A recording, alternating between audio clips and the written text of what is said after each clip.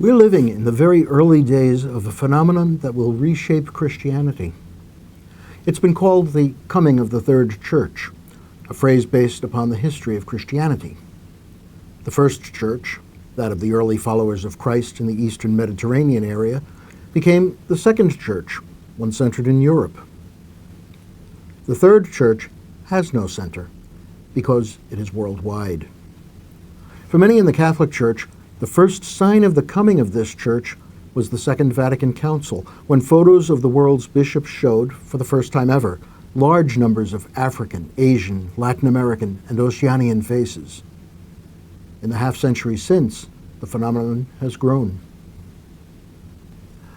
What's distinctive about this church? Just as Christianity in the West has been deeply influenced by the religious traditions and cultures that predated the preaching of the gospel in Europe, so too are the churches of Africa, Asia, Latin America, and the Pacific, shaped by the religions and cultures that preachers of the gospel encountered there. That means that ideas of God, of holiness, of worship, of community, of ministry, of everything that makes a church, are gradually becoming different from what has been normal for more than a millennium and a half. Cherished and time-honored traditions and formulations of faith are being called into question.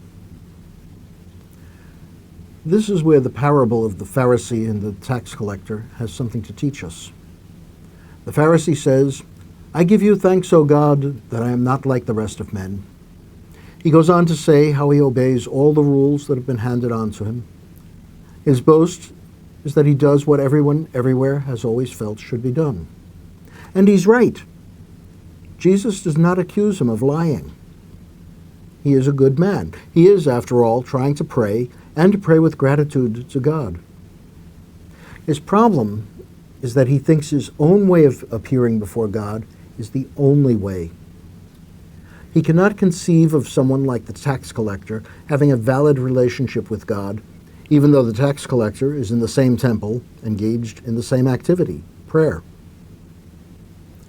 The tax collector, on the other hand, seems barely a member of the people of God. His way of life makes him an outsider. He knows that he's different, yet feels that he too has some right to be in the temple, praying as best he can.